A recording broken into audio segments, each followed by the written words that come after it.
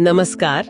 आज हम एक ऐसे शब्द पर बात करने वाले हैं जिसे सुनते ही अक्सर कान खड़े हो जाते हैं, स्वार्थ। हाँ, समाज में इसे आमतौर पे नेगेटिव ही देखा जाता है ना? बिल्कुल।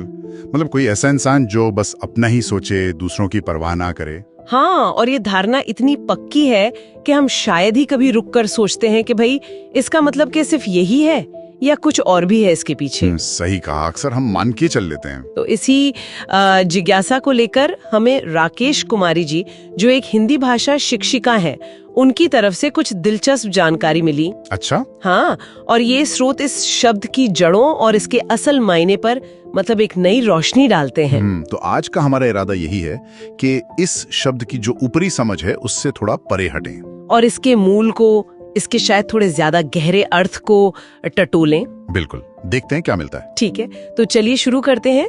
स्रोत बताते हैं कि स्वार्थ शब्द जो है वो असल में दो हिस्सों को जोड़कर बना है। ओके। स्व प्लस अर्थ। सुनने में तो काफी सीधा सा लगता है। हाँ, सीधा है, लेकिन इसमें गहराई छुपी है। देखिए, स्व का मतलब सिर्फ मैं या मेरा नहीं होता। अच्छा। नहीं, इसका मतलब है स्वयं, अपना असली रूप, अपनी पहचान, अपने होने का जो एहसास है वो। ये शरीर या मन की इच्छाओं से कहीं ज्यादा गहरा है।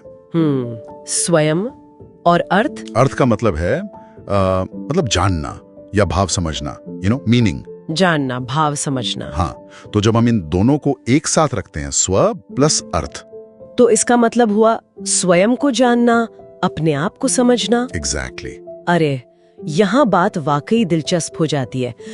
शब्द की बनावट के हिसाब से देखें तो स्वार्थ का जो मूल अर्थ है वो है अपने वजूद को जानना, अपने जीवन का उद्देश्य समझना। हाँ, ये तो उस आम धारणा से जिसमें हम स्वार्थी को मतलबी कहते हैं बिल्कुल अलग है। एकदम, बिल्कुल अलग है।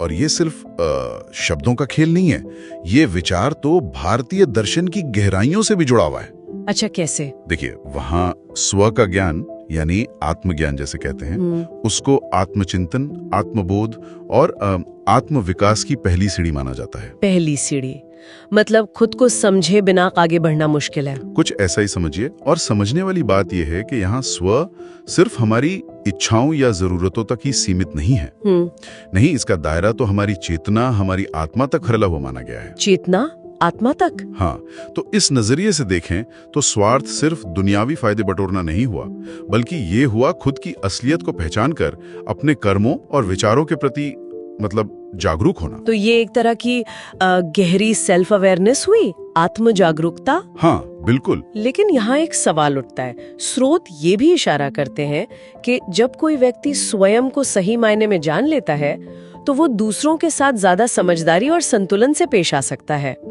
ये सुनने में थोड़ा कॉन्ट्रडिक्टरी नहीं लगता? क्योंकि हम तो यही सोचते हैं कि भाई जो खुद में डूबा है उसे दूसरों की क्या पड़ी होगी। हाँ, ये विरोधाभास लगता है, पर शायद ये हमारी जो संकीर्ण परिभाषा है ना स्वार्थ की, उसी से पैदा होता है। हो सकता है। अगर हम स्वार्थी होने को, जैसा कि शब्द का मूल अर्थ इशारा कर रहा है, स्वयं को जानने की एक ईमानदार कोशिश की तरह देखें, तो फिर ये नेगेटिव कैसे हुआ? हाँ, ये तो सोचने वाली बात है। बिल्कुल, ये तो फिर खुद को बेहतर बनाने की एक जरूरी प्रक्रिया लगती है ना, जो आखिरकार हमें शायद ज्यादा संतुलित इंसान बना सकती है।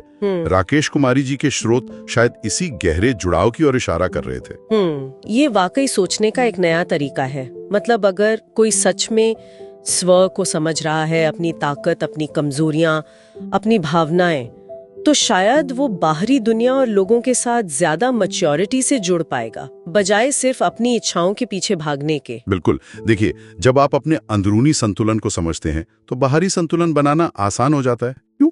क्योंकि आप अपनी भावनाओं और जरूरतों को लेकर भ्रमित नहीं होते। ये बात तो सही है। तो इस पूरी चर्चा का सार क्या निकलता है?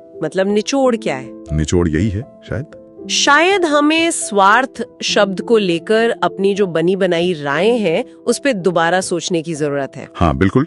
हो सकता है ये हमेशा एक बुराई ना हो, बल्कि खुद को जानने और समझने की एक महत्वपूर्ण यात्रा का हिस्सा हो। निश्चित तौर पर शब्दों को सिर्फ उनके जो प्रचलित अर्थ हैं उनसे नहीं आंकना चाहिए। उनकी गहराई, उनकी उत्पत्ति, उनका जो सांस्कृतिक संदर्भ है उसे भी समझना जरूरी है।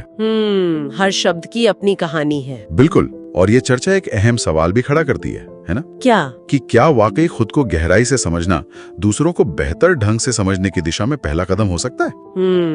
क्या जिसे हम अक्सर सिर्फ लालच समझ लेते हैं, वो असल में एक जरूरी आत्म जागरूकता का शुरुआती बिंदु हो सकता है? इस पर विचार करना चाहिए।